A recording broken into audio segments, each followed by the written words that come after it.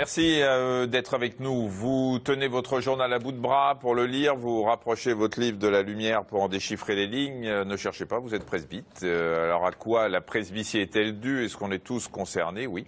Quelles sont les solutions proposées aujourd'hui? Quand peut-on envisager l'opération? Est-ce qu'elle est sans risque? Avant de rejoindre nos invités, Marina va nous faire un petit rappel anatomique. Eh bien oui, alors, on parle de presbytie quand la vision de près baisse.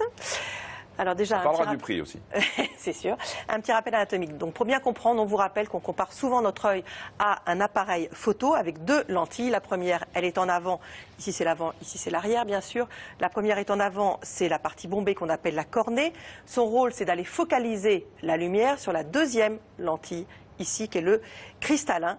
Alors ce cristallin, vous voyez, il est équipé de petits muscles. On va voir tout de suite leur rôle. Voilà. Expliquez-nous ça, Michel. Quand on regarde un objet, comme vous le constatez, qui est loin, vous voyez que ces muscles sont contractés, le cristallin est tendu. En fait, c'est la cornée qui va permettre de voir très bien, puisque c'est projeté sur la rétine. Quand ça s'approche, eh bien, c'est là où le cristallin va jouer son rôle. Vous voyez qu'il va se bomber pour pouvoir toujours avoir une vue nette quand c'est bien sur la rétine, même si on rappelle que c'est à l'envers et que c'est le cerveau qui vous remet tout ça à l'endroit. Voilà. Voilà. Alors, qu'est-ce qui se passe avec l'âge? Eh bien, on va voir sur cette animation, parce que c'est là que le problème se pose. Le cristallin va perdre de sa souplesse, en fait. Des cellules vont se superposer sur le cristallin, il va s'épaissir et devenir rigide, et du coup, il ne peut plus se déformer correctement par rapport à ce que vous a montré Michel tout à l'heure. Vous allez le voir immédiatement. Vous voyez, il ne se déforme pas correctement. Il a du mal. Il ne corrige pas bien la réfraction de la lumière, et l'image se forme en arrière de la rétine. Donc, effectivement, eh bien, on voit flou, et c'est ça, la presbytie. Alors, pour voir ce qu'on peut faire, les réponses à vos questions, c'est avec le docteur Barbara Hamelin, qui est chirurgien ophtalmologiste à l'hôpital des 15-20 à Paris. Bonjour. Bonjour. Et on accueille Thierry Joanny. Bonjour Thierry. Bonjour. Alors, vous avez 47 ans. Donc, puisque vous êtes devenu presbyte avant, on verra que ce n'est pas uniquement lié à l'âge. Déjà, vous aviez des lunettes depuis l'adolescence? Oui, tout à fait. J'avais des lunettes. En fait, c'était très très jeune pour reposer la vue. Donc, on m'avait conseillé de les porter pendant juste le soir pour regarder la télé ou pour lire. Donc, je les ai portées constamment pendant 2 ans. Donc, après, au bout de 2 ans, j'ai pu m'en débarrasser. Et je suis devenu, on va dire, après j'ai recommencé à porter les lunettes parce que je suis devenu hyper métrope à partir de 27 ans, l'âge de 27 ans, 27-28 ans. Et à 30 ans, vous êtes devenu presbyte? Et à partir de 36 ans, 35-36 ans, je suis devenu presbyte. C'est parce que c'est mon hypermétropie qui m'a déclenché la presbytie plutôt que prévu. D'accord. On peut préciser ce lien entre hypermétropie et presbytie? Oui, parce que les deux défauts se superposent en fait, et ça fait effectivement apparaître une presbytie précoce. C'est souvent parce que l'hypermétropie en fait est sous-estimée. C'est quoi une hypermétropie, vous nous le rappelez? Alors l'hypermétropie, c'est quand l'œil fonctionne comme un œil trop petit et que, un peu comme dans l'image que vous avez montrée sur la presbytie, l'image se forme en arrière de la rétine. Et c'est pour ça que les deux défauts vont se superposer. Et que la myopie, l'œil est trop long et là il est trop petit. C'est exactement l'inverse. Et du coup, ça va faire apparaître la presbytie de façon plus précoce. Dans votre cas, probablement, l'hypermétropie n'était pas corrigée complètement. Il faut savoir que quand on fait un examen de la vision, l'hypermétropie est souvent compensée par les efforts qu'on fait naturellement pour bien voir. On accommode et du coup, on masque l'hypermétropie. Donc c'est assez fréquent que les gens hypermétropes n'aient pas en réalité des lunettes suffisamment puissantes, et ce qui donne l'apparition d'une presbytie précoce. D'accord. Fausse. Après, vous portez des lentilles? Ah oui, j'ai mis des lentilles aussi par rapport aux activités que je fais. Je fais des relais automobiles, donc pour le confort, j'ai porté des lentilles aussi. Alors, c'est des lentilles à verre progressif, c'est ça ou... Toutes, c'est des lentilles progressives, tout à fait. C'est-à-dire qu'en fait, c'est comme ce qu'on appelle les Varilux. Enfin, c'est peut-être une marque, c'est pas grave. Hein. Aujourd'hui, c'est un festival de marques, Michel. Allons-y. En fait, il y a une partie qui permet de voir de près, puis une partie, tout à fait, de loin. tout à fait. On s'adapte facilement à ça? Mais moi, franchement, je me suis adapté très très vite. Hein. Donc le cerveau s'est habitué rapidement, quoi. Ça rassure, ça prouve qu'il y en a un. Tout à fait, bien sûr. Ouais. Oui, tout à fait. Aussi. On nous dit que le vieillissement de la vue est inévitable, mais est-ce qu'on va quand même tous devenir presbyte un jour ou l'autre? Ah oui, c'est inévitable, parce qu'en fait, ça lié à ce que vous avez montré, c'est-à-dire le cristallin qui se rigidifie, et ça, malheureusement, on n'a pas encore trouvé le moyen de l'empêcher.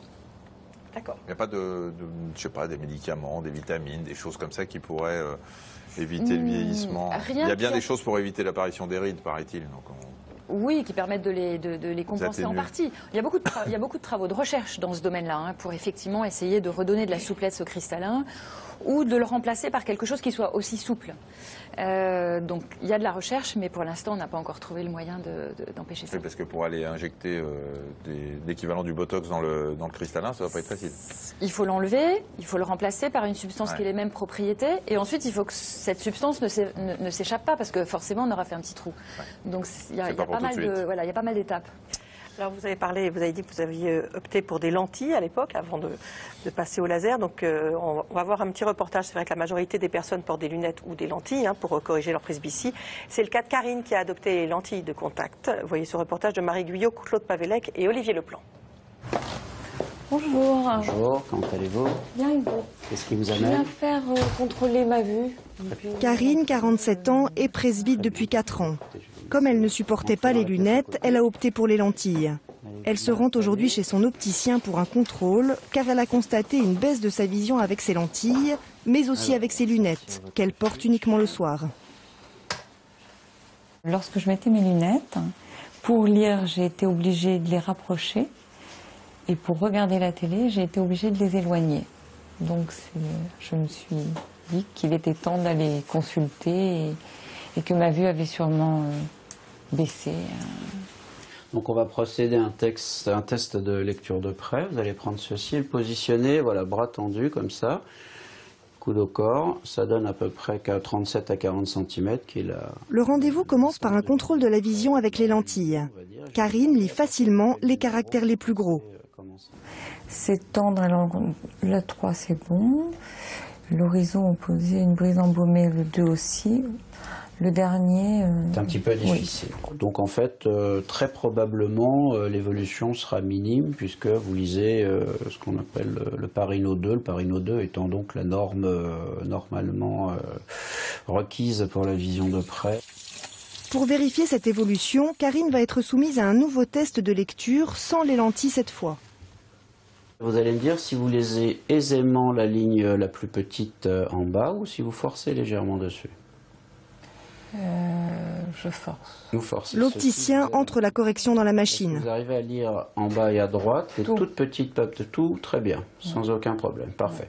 Donc ceci prend fin à l'examen de vue et nous constatons effectivement une très très discrète augmentation de votre presbytie.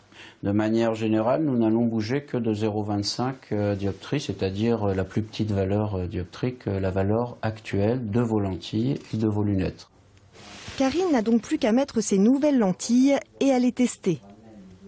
Ici, tout à l'heure, nous lisions sans problème, et là, vous devez commencer à lire ceci, même encore avec un peu de difficulté, parce que c'est évidemment des très petits caractères, mais j'imagine que globalement, la lecture est devenue possible, alors qu'elle ne l'était pas du tout à l'heure. Alors, il n'y a de beauté durable que celle fondée sur la nature et l'être de la nature. C'est parfait. Je croyais que la machine s'était trompée, mais effectivement, je vois mieux avec ces lentilles. La plupart des gens, et surtout les hypermétropes devenus presbytes, sont friands de lentilles parce que lorsqu'ils mettent des lentilles, ils retrouvent une vision, la vision de leurs 20 ans, c'est-à-dire aucune gêne et une impression de vision nette, propre, qu'ils n'ont plus bien évidemment sans correction optique, qu'ils ont également avec des lunettes, mais en tout cas à moindre proportion. La lentille est quelque chose de beaucoup plus naturel. Bien, alors sur la paire précédente... Karine devrait également continuer à mettre des lunettes le soir, car le port des lentilles ne doit pas excéder 12 heures par jour. Qui sont devenus aujourd'hui également très à la mode. Elle reviendra dans 8 jours chercher sa nouvelle paire. Alors, une personne qui est à la fois myope et presbyte et qui demande s'il y a des lentilles qui corrigent les deux troubles en même temps. Oui, il y a plusieurs types de lentilles, comme pour les hypermétropes, comme pour les hémétropes, avec différentes modalités de correction par les lentilles. Oui, il y a plusieurs possibilités même. D'accord. Et on peut les porter toute la journée, parce que là on voyait qu'il ne fallait pas en porter trop longtemps, etc. Est-ce qu'aujourd'hui il y a des lentilles jetables, il y a des lentilles qu'on peut porter pendant 8 jours sans les enlever? Absolument. Est-ce que quand on a des lentilles à la fois pour la presbytie et la myopie, ça reste aussi confortable? Ah, ça reste aussi confortable en termes. Ça ne change pas la tolérance et la durée de port des lentilles. Non, absolument pas. Il n'y a pas d'adaptation on a bien compris que le cerveau, vous étiez adapté très rapidement. Très rapidement, tout à fait. Mais les lunettes, par exemple, certains disent que ça leur donne mal à la tête quand il faut un moment d'adaptation. Absolument. Tout à fait. Les progrès ont fait qu'on s'habitue de plus en plus vite, mais en fonction du défaut justement qu'on a de vision, en particulier de loin, les myopes ont un temps d'adaptation qui est quand même un peu plus long. Les hypermétropes sont réputés des gens qui s'adaptent très très vite aux lentilles de presbytie. Vous n'avez pas eu mal à la tête, ou en fait? Non, du tout. Même pour les verres progressifs, de suite je m'y suis fait aussi. Oui. Parce que vous êtes hypermétrope. Tout à fait. On nous demande pourquoi certaines personnes ne s'habituent-elles pas aux verres progressifs présentés comme la solution la plus confortable. Il y a vraiment des gens qui n'y arrivent pas? Il y a plusieurs cas de figure. Il y a en particulier des gens qui ont en réalité un défaut de vision qui est mal corrigé. Et là, dans ce cas-là, l'adaptation au verre progressif est quasiment impossible. Il y a aussi des gens qui ont des problèmes musculaires, en fait, des problèmes qui nécessitent une rééducation orthoptique, parce que c'est pas tellement la vision qui pose problème, mais plutôt le mouvement que doivent faire les yeux, en fait, de convergence. Les deux yeux doivent se rapprocher un peu en vision de près. Et si ça, musculairement, les deux yeux sont pas bien équipés pour ça, il faut simplement faire de la rééducation. D'accord. La presbytie continue-t-elle à évoluer au-delà de 60 ans? Oui, en général jusqu'à 70. Alors il y a une phase d'évolution assez rapide jusqu'à 55 ans. Et après, ça va beaucoup plus doucement, mais ça évolue tout doucement jusqu'à 70 à peu près. Je suis content. Ça va ralentir. On demande s'il y a un facteur familial. Mes parents ont été presbytes sur le tard. Est-ce que j'aurai cette chance? Ça, je peux pas vous dire. Oui, probablement un tout petit peu, mais il y a tellement d'autres facteurs qui sont beaucoup plus importants, comme justement le défaut de vision de loin ou l'absence de défaut de loin, qui passent bien avant les facteurs familiaux, à mon avis. Pourquoi, Thierry, vous avez décidé de vous faire opérer? Il y a un moment où vous ne supportiez plus vos lentilles? C'est-à-dire les lentilles, je ne les mettais pas tout le temps, je les mettais par rapport à mes loisirs, parce que des lentilles en plus, c'est 8 heures maximum, parce qu'au bout, après, je commence à avoir les yeux très très rouges. C'est pas pour tout le monde, c'est pour vous, vous aviez les yeux fatigués au bout de 8 heures. Donc on m'avait dit entre 8 et 10 heures maximum, les lentilles. Et donc, pour le confort déjà, tout simplement, parce que j'en avais marre des lunettes, pour le reflet, la poussière dessus. Vous travaillez dans quoi? Je suis aide médico-psychologique. D'accord. Je m'occupe de personnes en situation de handicap. D'accord. Et plus le fait que vous fassiez de la moto souvent? Non, pas de moto, non. Pas de moto? Non, du tout. C'est ce qu'on vous a dit, mais c'est pas grave. Alors, il ne travaille pas dans le bâtiment et il ne fait pas de moto. Voilà. C'est une erreur, je pense. J'ai travaillé dans le bâtiment. Ça doit être une mauvaise fiche pour une autre émission, en fait. C'est ça? C'est ça. Et vous vous appelez Geneviève? C'est ça. C'est ça. Écoutez, voilà, on est ravis. Donc, non, on va redevenir sérieux. Donc, vous étiez tenté par l'opération. Il y avait un petit frein qui était le prix. Tout à fait. C'était le prix. Je suis tombé sur une pub, et je me suis renseigné, j'ai vu le prix, et quand j'ai vu le prix, j'ai dit, oulala, même pas j'en parle à ma femme, parce que c'est même pas la peine, elle ne sera pas d'accord. Vous auriez pris une bouffe, ou comment c'est quoi le problème avec votre femme? Alors, non, mais non. Je lui prends une bouffe. Je vais lui mettre une bouffe. C'est par rapport au prix, quand même. On m'aurait dit non. Et puis un jour, elle est tombée sur la même pub que j'avais vue moi. Elle m'a dit, tiens, ça serait bien pour toi, ça.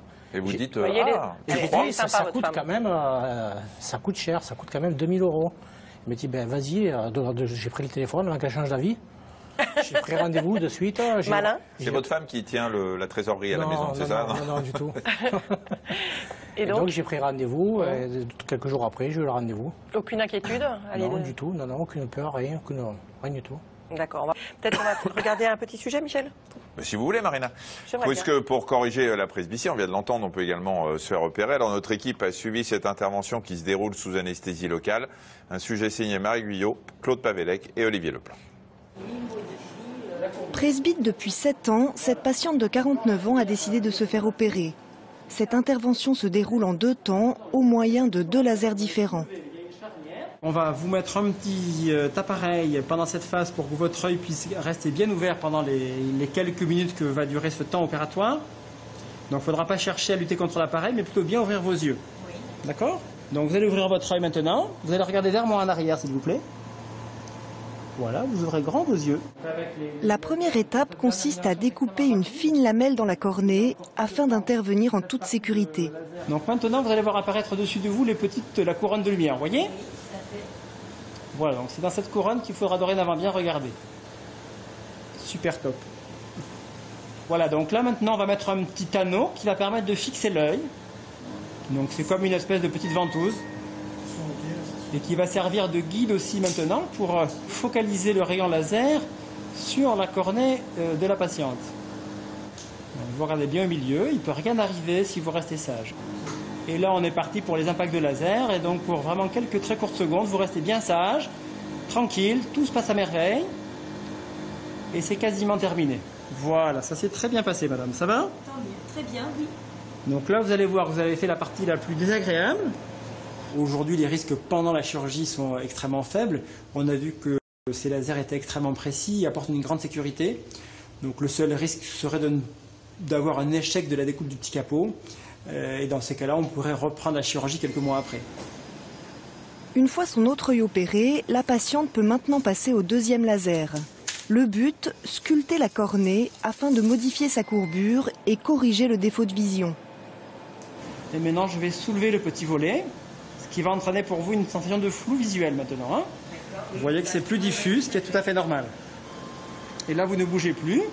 On a mis en place un système qui repère automatiquement le centre de votre pupille. Donc même si vous faites des micro-mouvements, ils seront compensés. Donc il ne peut vraiment rien arriver. Je ne bouge plus, on y va. Et là, vous êtes parfaite. C'est bientôt terminé. Et voilà, c'est déjà fini. Vous vous rendez compte de l'affaire? C'est très rapide avec les technologies modernes. Vous allez regarder vers le bas, s'il vous plaît. Voilà, et vous regardez droit devant vous à nouveau, et on va remettre le petit volet en place. Je vais, entre guillemets, nettoyer, laver votre œil avec un peu de sérum.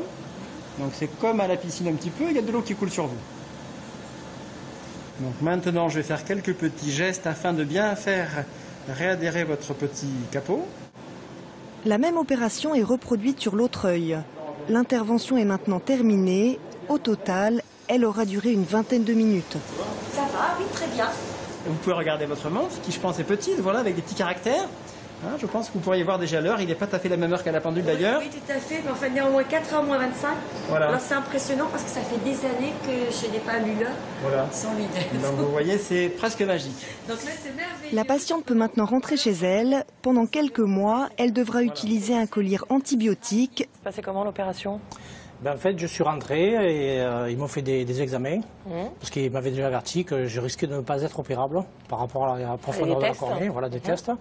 Donc ils m'ont dit que j'étais opérable, donc c'était une grande joie pour moi. Quoi. Ouais. Ils m'expliquaient qu'ils allaient m'opérer un œil pour la vision de loin et un œil pour la vision de près.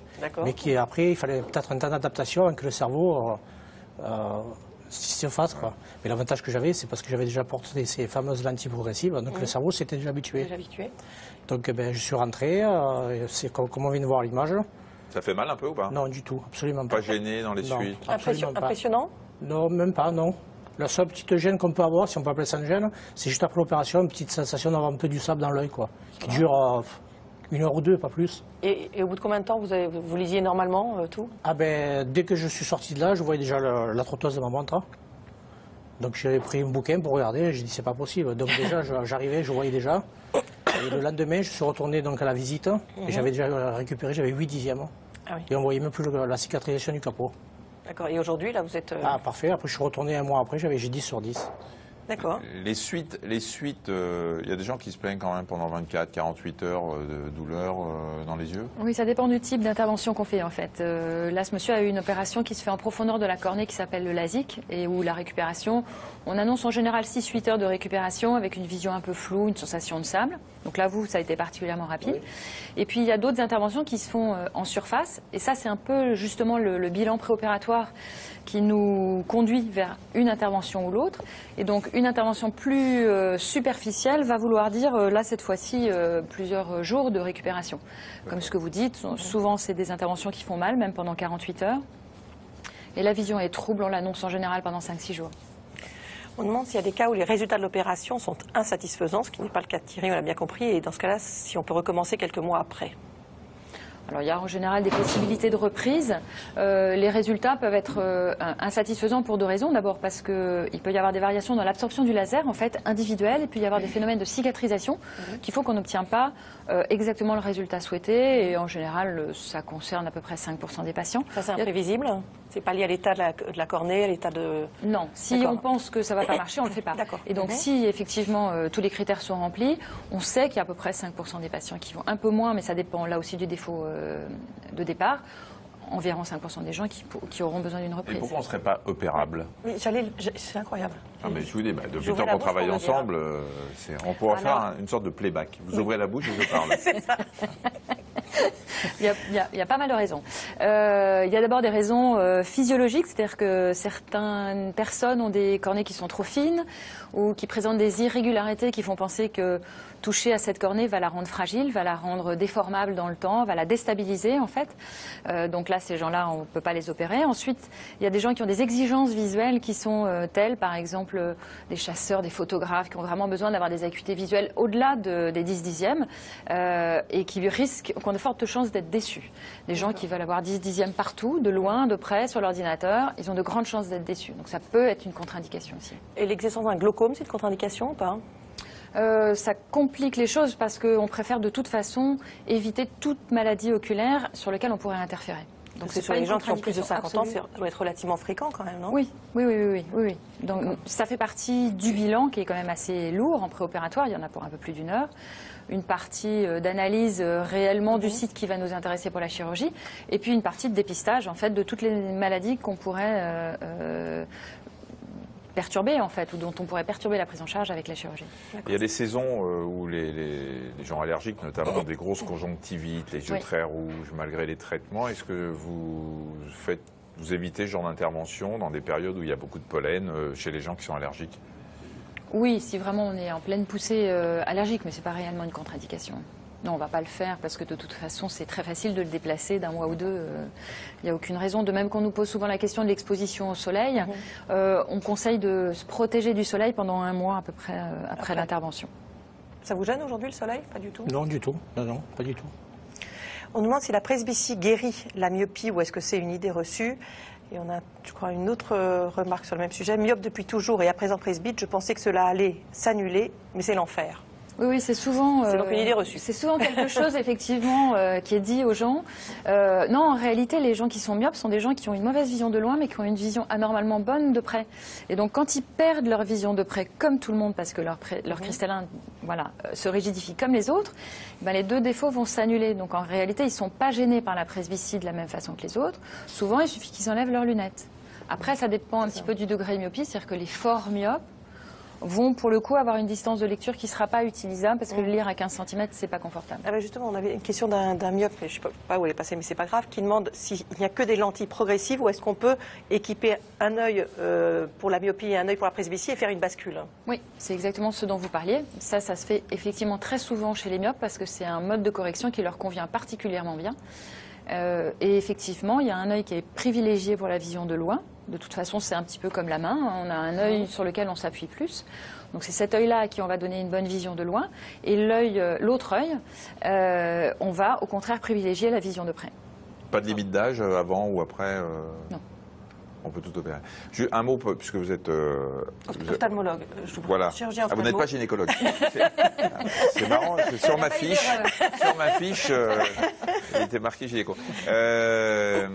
Les lunettes pour presbyte, alors on les vend chez les opticiens, mais on en vend aussi maintenant de plus en plus dans les supermarchés. Oui. Est-ce que pour vous, c'est une ineptie d'acheter des lunettes qui sont plutôt des loupes d'ailleurs dans les supermarchés qu'après une visite chez l'ophtalmo?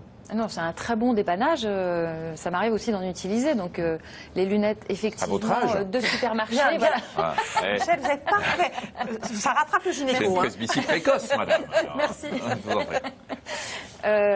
Non, c'est un très bon dépannage. Mais par contre, ça ne doit pas remplacer une bonne correction. Puisque, comme on l'a dit tout à l'heure, c'est important d'avoir à la fois une bonne vision de loin et une bonne vision de près. Et ça n'empêche surtout pas l'examen ophtalmo parce qu'il faut en faire régulièrement. Merci beaucoup à tous les deux d'être venus. Lundi, dans Allo Docteur, on répondra à toutes vos questions sur les malformations des membres. On verra comment on vit avec une malformation. Enfin, je dis on, mais ça sera Benoît et Michel parce que je m'absente pour 1 semaine pour des petites vacances. Petite. Après, ce sera vous, hein, et puis Benoît. 1 semaine, Marina, on ne peut pas parler de petites vacances. Ce sont les vacances bientôt scolaires et je pars un peu avant. Voilà. Mais Benoît sera là avec Michel, il n'y a pas de souci. Voilà, on sera là et vous verrez, ce sera bien aussi. Et on vous retrouve lundi à 13h40. À bientôt, au revoir. Bonnes vacances.